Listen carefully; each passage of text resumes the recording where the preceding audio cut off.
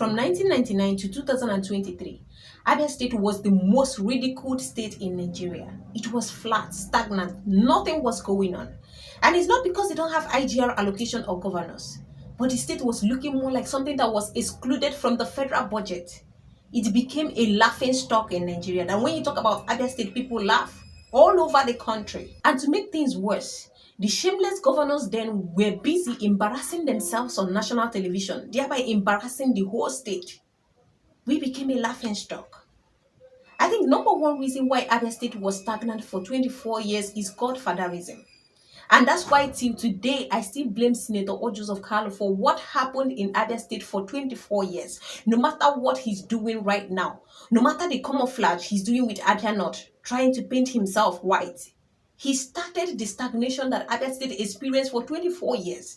There were no growth or development. He did a lot of things to Abia State to the extent he was convicted. He went to prison and come out. So for him to start claiming whatever he's claiming right now in Abia North, he started it. He laid the foundation that kept Abia State stagnant for 24 years. Since 1999, he started as the governor. And I can't count something he did for Abia State. We used to know him as a governor that believed that he was our way to granite. That means to construct road is not eating granite. So I don't even know why he's talking about road construction right now, saying what he's doing for Abia North, because he never believed in that kind of development. And if he had laid that foundation, let election in Abia State become free and fair, let people come out, those that understand what leadership is all about, we wouldn't have experienced 24 years of stagnation. He went ahead and made his chief of staff the governor of Abia State, thinking he can be able to control him. That was where the problem started. For 8 years, him as a governor, he did nothing. Just putting people in position that he felt he can control. He wanted to control Abia State until he died. That was his plan from the beginning. It has nothing to do with leadership. It has nothing to do with development. Then he felt he can push T.A. Oji forward and control him.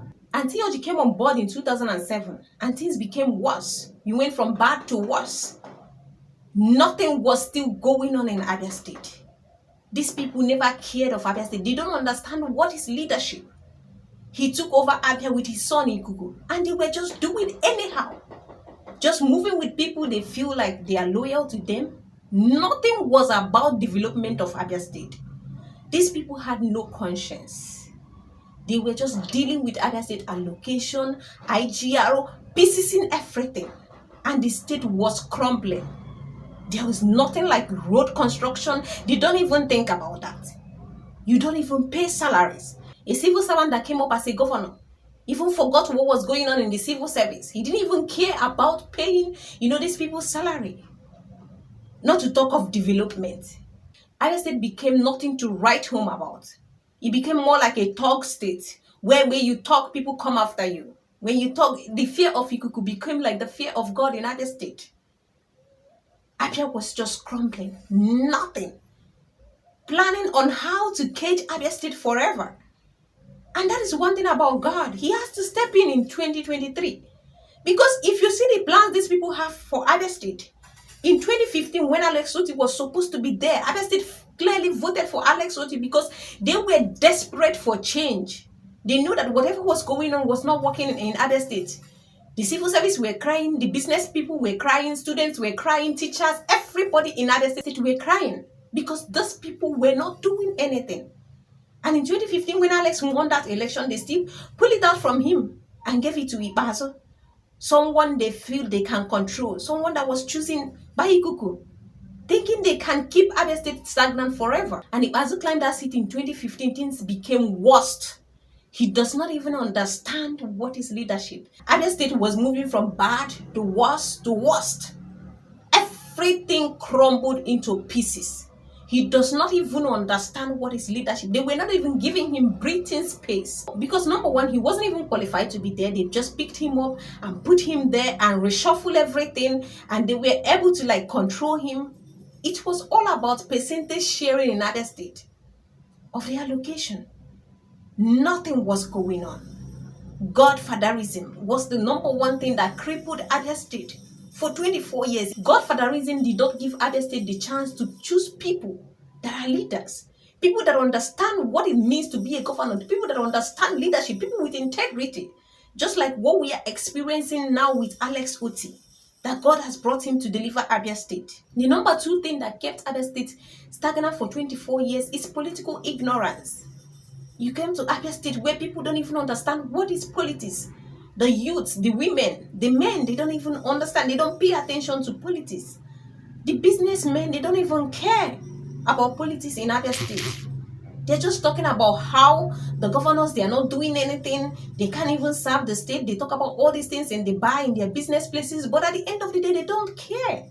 And that's why these people kept on doing whatever they were doing, stepping on everybody's toes because they know nobody can talk in Abia State. Then the people in the civil service, they can't even talk because they are afraid of losing their job. If you talk, they fire you. If the government does not pay you, you keep quiet. Everything was just crumbling in Abia State. You say PIM, they remove you from any office they put you. And things were just getting worse. The youth does not even understand what is politics in Abia State. And the governors, they were able to use them anyhow, using the women. They are ignorant. They don't even understand politics. Giving them peanuts. Making this long list of SAs, SSAs, they are paying 20,000, 25,000, 30,000 to keep your mouth shut, giving you peanuts. Why they were busy sharing Abia State allocation. And the state was stagnant. Nobody was talking. They suppressed everybody. People were crying in silence.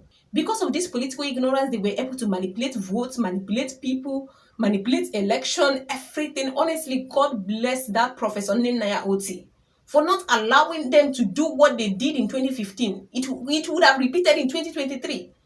But that woman did her best. God used that woman to deliver Abia State from these people. They held Abia State. They were strangling Abia State and they don't care. Very shameless and heartless set of leaders. That's why whatever they are doing right now, especially Senator Ojos Okali, I don't even understand what he's trying to say. You damaged Abia State. And now you're putting up this mirage that you are the best senator Abia not have ever had. You're building road, you're doing this, you're sending people abroad, you're doing this. Someone that was convicted as a criminal for stealing Abia State money. The third thing that kept Abia State stagnant for 24 years is poverty. That's why these people were able to manipulate people in Abia State. Because they know that these women, they are looking for food. People like Honorable Nkiru Konye Jocha, that was the kind of manipulative game this woman was playing in Isukwato Umunnoshi. All these women that are widows, they are looking for food. She was just giving them peanuts, giving them wrapper, rice. These women did not understand anything because they were poor, they are hungry. So she was able to manipulate them, giving them at least food during election period, trying to gather these people, taking advantage of these women that understand nothing about politics. And she was able to hold Isukwato Umunnoshi for 16 years just because of poverty. She had the opportunity to create even jobs for these women, their children. But those women don't even understand that. Because they are poor, they are looking for food. Those jobs were reserved for people that are worshiping her, people that she can control, people that have been serving her, and all these other poor women, she was busy manipulating them, playing politics on these innocent old women in Isukwato Umunnoshi. This was exactly what was going on in Abia State. Pure manipulation. Because they saw people were poor, they were needy. So during election period, they gather all these people trying to win over these women that does not understand because they are poor, ignorant. They don't even have option. They are crying for those wrappers, crying for those rice. And things were getting worse in Abia State. For 24 years, nothing was going on in Abia State. Nothing. Abia was a laughing stock. But God said no in 2023. And Governor Alex Otti came on board. Go and see what he's doing in Abia State. You'll be wondering, so these things are really possible in Abia State? So Abia State actually have allocation. They have IGR. And this kind of money can be put to good use to develop the state. So Abia State governor can be able to attract investors to Abia State that can create jobs for thousands of people in the state. Not making mockery of himself on national television for attracting KFC to Aba. Like real investors is very possible in Abia State. You go to Aba, go and see infrastructural development. What is going on there? Go and see the road constructions. What Governor Alex Otti is doing. In less than 2 years, you barely recognize Abia State. Governor Alex Otti, the damage that was done for 24 years, in less than 2 years, he's already fixing that. Go and see what Governor Alex Otti is doing in Abia State. Abia State is now one of the most fastest developing states in Nigeria. And he's aiming for #1. And it's going to happen. Because of the way, the speed at which the governor is moving. It is very much possible. Abia State is moving from 0, we are like at 90, moving to 100. Because of Governor Alex Otti. Honestly, God bless Alex Otti. He is a blessing to Abia State. Do you know where Abia was before Governor Alex Otti? Do you know the experience, the pain? Workers were not being paid salary. They were owed for 6 months, 9 months, and they can't do anything about it. They go to strike, they come back. The money is still not being paid. And now we have a governor that does not owe. A governor that is constructing roads. Imagine flagging off the reconstruction of 200 primary health care centers. And it will be ready in 100 days. It's not a propaganda. He doesn't set up projects and abandon them. Very soon, Abia State, we have an international airport attracting foreign and local investors. Things we never knew was possible in Abia State. It's very much possible now because of Governor Alex Otti. Honestly, I'm so grateful for the governor. And I know that every Abians is so grateful to Governor Alex Otti. They are very grateful to God for what he did in Abia State. For how he rescued Abia State with Governor Alex Otti. Who knows what would have happened in the future? And he's setting up a standard, a new face for Abia State. All I can say is, God bless Governor Alex Otti. Finally, I want to say thank you to, you said I should not mention your name. One of you sent me money, and honestly, that money sent me to my knees to pray to God because I urgently needed that money. It solved part of my problem. I'm so grateful to you. Honestly, I would have loved to mention your name, but I saw it on the description that you said I shouldn't dare mention your name. I'm so grateful. God bless you abundantly. And please, if you're from Abia State and you have not subscribed to my YouTube channel, click on the subscription button right now because you will not miss anything that is happening in Abia State.